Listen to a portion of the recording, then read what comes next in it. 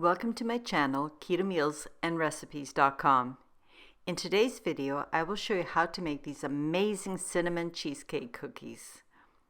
And they're also known as churro cheesecake cookies. These cookies are a complete dessert all on their own. That's because they're fairly large and not just a bite or two. The cookie has a soft but firm outer portion with a delicious soft vanilla cheesecake center, complemented by just the perfect amount of sweet cinnamon. This recipe is one of those deceptive. It may look hard, but I assure you it's quite easy to make. But please do watch the video all the way through, which helps my ratings. But more importantly, you can get all the tips to make perfect batches of these delicious cinnamon cheesecake cookies every time. At the end of the video, I will also explain how to make these as prep-ahead treats, so that you can have some on hand for any special occasion or, most importantly, whenever you need a treat. As I already mentioned, these cookies are quite substantial and, in my opinion, equivalent to a slice of pie or cake. The macronutrient ratio for each of these cinnamon cheesecake cookies is 3.2 to 1, with 8.2 grams of total carbs, 3.5 grams of soluble fiber, 1.2 grams of insoluble fiber, resulting in only 3.5 grams of net carbs per cookie. And these cookies are so delicious, even non-keto people will enjoy them, but they are made sugar-free and gluten-free with just healthy ingredients. I want to give you a heads up. I do use lupin flour and glucomannan, also known as konjac root powder, which I will talk about a little later in the video. So the first thing I do is make the cheesecake fillings. So first get a mixing bowl, add your room temperature cream cheese and the sweetener, which I ground to a fine confectioner powder, and whip these two ingredients together for a couple minutes because you want them to be really well integrated, smooth and fluffy like this. Then add the maple extract and whip until well combined and smooth. Also, remember to stop and scrape the sides of the bowl. That's to ensure that all the ingredients are being mixed and incorporated properly. The next step is to scoop out 12 gram or 0.4 ounces of the cream cheesecake mixture. This will become the cookie center. Now wet your fingers and shape into a flattened disc. When you have done that for all the scooped out pieces, place them on a platter and transfer the platter into the freezer. You want these cheesecake centers to be completely frozen to a solid. And this should take about an hour or two. While I have a moment, I'm going to prepare the sweet cinnamon coating. To a small bowl, drop in your finely grounded confectioner sweetener and the powdered cinnamon.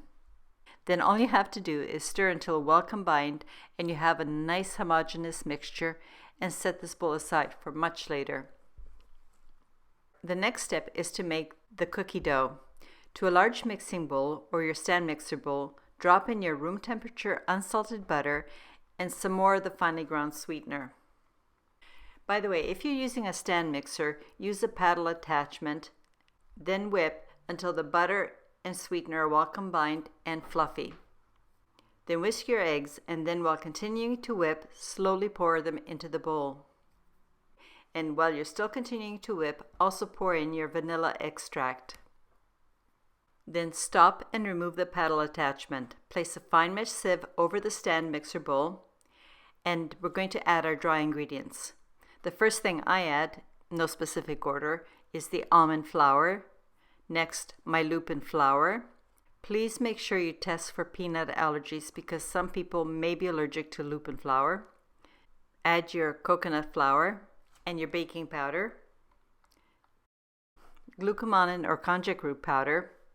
If you're not used to using this ingredient, please get some. It works so much better in baking and in sauces than xanthan gum or other gums. And at this point, I also added the cinnamon powder, but for some reason I didn't capture that on camera. I apologize. Then using a whisk or your hand, stir to sift these ingredients directly into the bowl. Oh, I almost forgot. Add the finely ground salt. Reattach the paddle and beat these ingredients into the butter mixture until you have formed a smooth dough. As you can see, when the dough is done, it should not be sticky and it should be very easy to handle, as I'm showing here. Having completed the dough, the next step is to assemble and bake the cookies. I'm going to divide the dough into 12 equal scoops, which I use the palms of my hand to roll into a nice ball and also to flatten the dough balls. Place a frozen cheesecake disc in the center and with your fingers, then shape the dough so that it completely wraps around the frozen filling. With your hands, roll into a very smooth ball, but please make sure that the amount of dough surrounding each of the fillings is as even as possible. Repeat until you have made all 12 of these cookies. As I've already mentioned, these cookies are kind of on the large side. So today I'm going to freeze 6 of them to have on hand for some other occasion.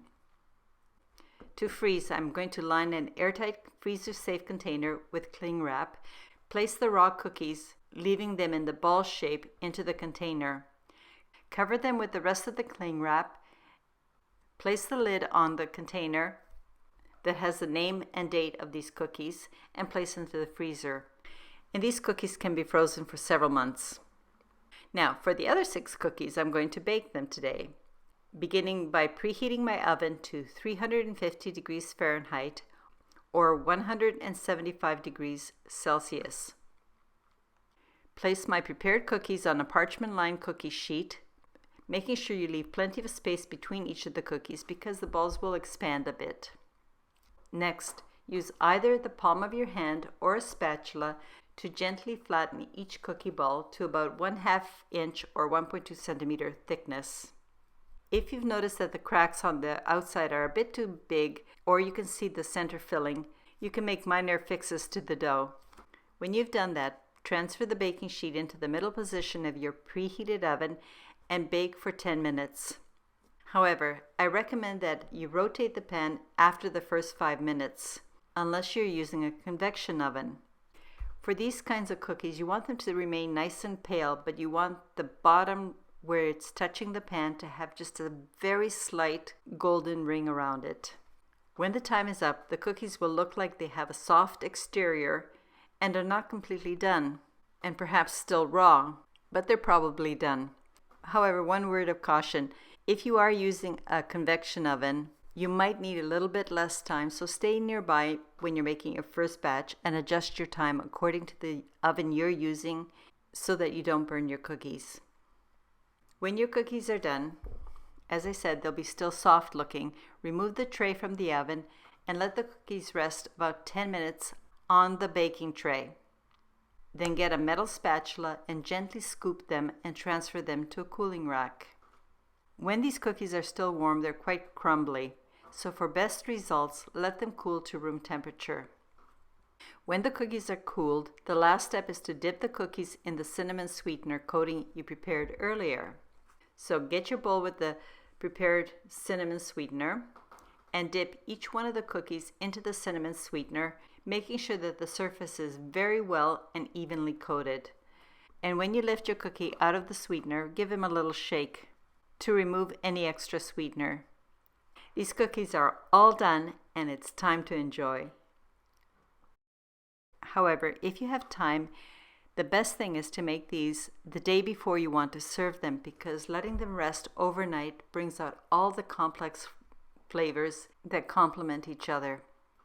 One last thing, should you have enough willpower to actually have a few cookies left over, store in an airtight container and leave them on your counter. They will be fine there for 3 to 4 days. And also, these cinnamon cheesecake cookies can be frozen either before baking or after you've baked them. I prefer to freeze these cookies before baking because I love the smell of the kitchen when I'm baking these cookies. Thank you for watching this video and staying with me all the way to the end. Your time and support is extremely appreciated. And if you like my recipes, please share the video and come back next Thursday morning when I will post another video. Until then, enjoy the cookies and have a wonderful day.